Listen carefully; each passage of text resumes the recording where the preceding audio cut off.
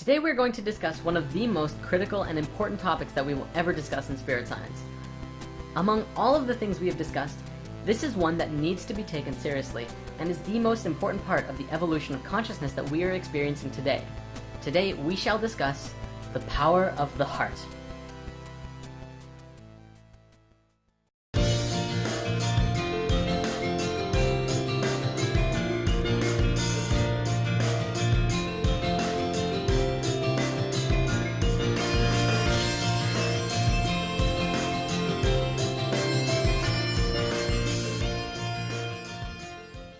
Let's just dive right into this. What does the heart have to do with anything? Well, it's pretty much everything. When you're first incarnating at a microscopic level, the physical body starts out as a cell, or as we call it in the geometry world, a sphere. Then, you begin to multiply inwards to understand how your own spherical geometry works. Once your sphereness understands itself inwards, it can begin to expand outwards. You soon become a four-celled organism in the form of a tetrahedron.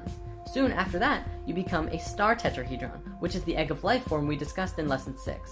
From this diagram, it probably looks more like a cube, but if you rotate it, you begin to see the star tetrahedron form. This form is 8 cells, which from a metaphysical perspective is the basis of the 8 base chakras in the octave of your body. After that, you become a mess of cells for a while, but eventually you become a toroidal field. The space at the very core of that field is where your first actual organ appears, which is the heart. Okay, so the heart is the first organ that appears as you're manifesting into physical reality. What else? Well, the brain and the heart are both electromagnetic field generators, but the heart has a field that is so much more powerful than the brain. In fact, the heart is 100 times electrically stronger and up to 5,000 times stronger magnetically than the brain. This is important because those two fields are the fields that make up the reality we exist within: electrical and magnetic, electromagnetic fields. We're going to look at the work now of the Institute of HeartMath, which is an organization with over 19 years of research and study on the psychophysiology of stress, emotions, and the interactions between the heart and the brain. The information they have discovered and compiled is revolutionary. On the technical side, the Institute puts a lot of focus into understanding the spaces between the heartbeat, which is called the heart rate variability, or HRV for short. It used to be assumed in science that the heart at rest beat like a metronome, faithfully beating out a steady rhythm. Moment-to-moment variations of the heartbeat are generally overlooked when your heart rate is being measured by a doctor, who will take your pulse and tell you that your heart is beating at, say, 70 beats per minute. Through the use of a technology called electrocardiogram and EM wave scanners, scientists were able to measure every heartbeat in real time and learned that a healthy heart, even under resting conditions, were actually quite irregular. In a simplified sense, your heart does not beat like clockwork as it was once assumed, but even healthy hearts tend to beat quite irregularly. Why is this important? By understanding how your heart is beating, we begin to have a clearer picture of our adaptability to the environmental and situational demands that we find ourselves in. If your boss at work tells you to do some extra work, your heart will paint a clear picture of how you're reacting. If you're totally cool with it, the heart will maintain the same general flow that it was already going at.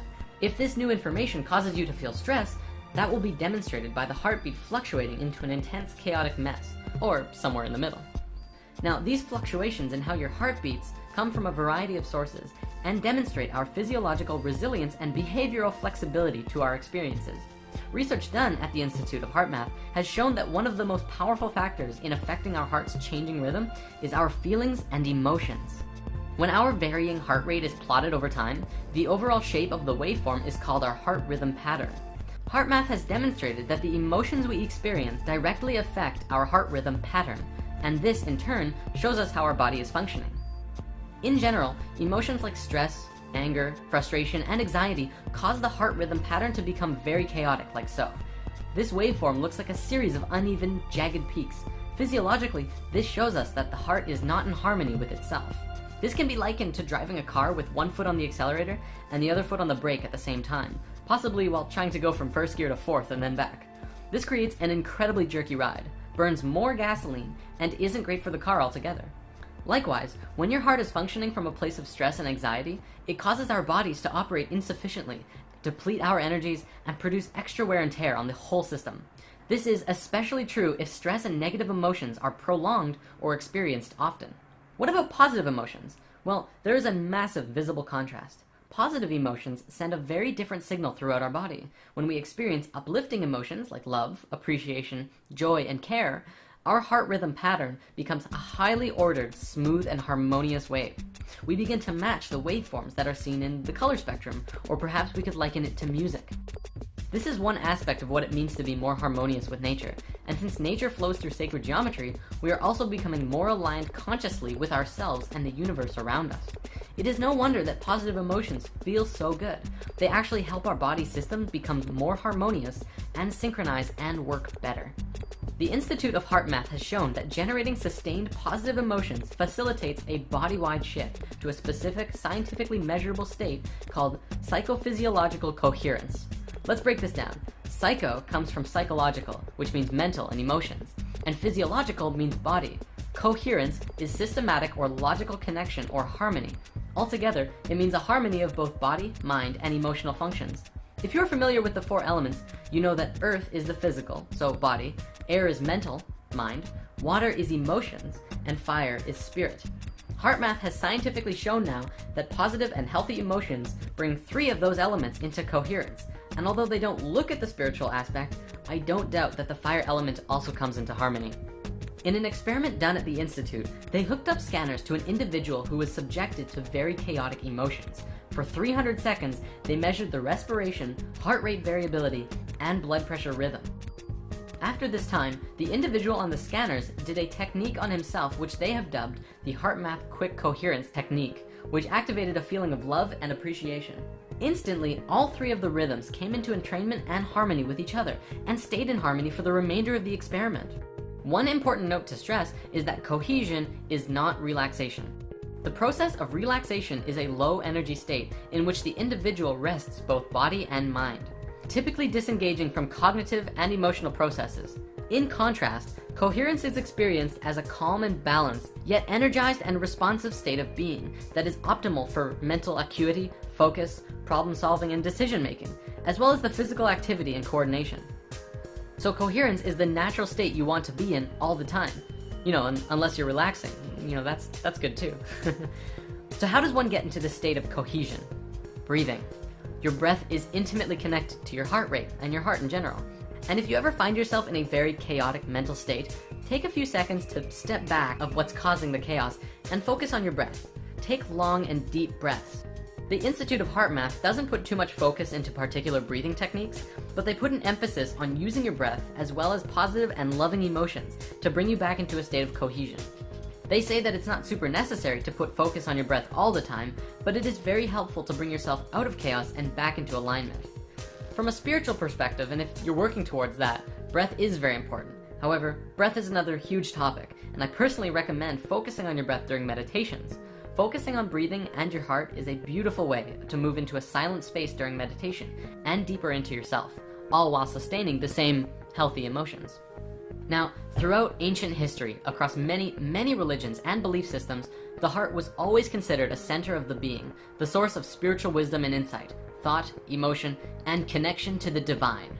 The ancient Egyptians believed that all thought and life was done from the heart, which is why they threw away the brain after the pharaoh died, but they left the heart in the body. They felt that the being would need it in the next life, so they left it there, but the brain was useless. Western scientific thought places the heart as just a pump. However, in the last several decades, science has begun to go full circle in realizing and understanding what these ancient civilizations knew and taught. In the field of neurocardiology, scientists have discovered that the heart possesses its own intrinsic nervous system, a network of brain cells with over 40,000 neurons. This gives the heart the ability to independently sense and process information, and make decisions, even demonstrate a type of learning and memory. In a simplified sense, you can think with your heart. The heart is truly an intelligent system. The heart also has found to be a hormone gland, manufacturing and secreting numerous hormones and neurotransmitters that profoundly affect the brain and body function. Among these hormones is one called oxytocin, well known as the love or bonding hormone, bringing things together. Science is also beginning to understand that the electromagnetic field around the heart has a powerful effect on not just the human body, but others around you as well. Research has also shown that the heart is the key component of the emotional system. Science now understands that the heart not only responds to emotions, but the signals it sends out dramatically affects the quality of the emotional experience from moment to moment, and also that our heart plays a key role in accessing our intuition. In school, we've been taught that the heart is constantly responding to orders sent from the brain. But what's less commonly talked about is that the brain receives even more orders from the heart. We've been doing it backwards. Moreover, these signals have a significant effect on brain function, influencing emotional processes as well as higher cognitive faculties such as attention, perception, memory, and problem solving. Guide yourself from your heart, not from your brain. When you allow your negative emotions to get to you, you disconnect from your ability to think clearly, remember things, learn lessons, reason, and make effective decisions, which explains why often we act impulsively and unwisely under stress. The heart's signal has a profound effect on the brain during positive and negative emotions.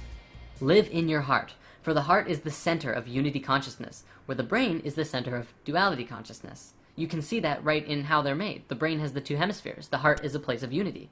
Since we fell in consciousness, we moved from heart consciousness and into our brains, and all decisions were made from the brain. In doing so, we became polarized and lost our connections to the universal consciousness called unity.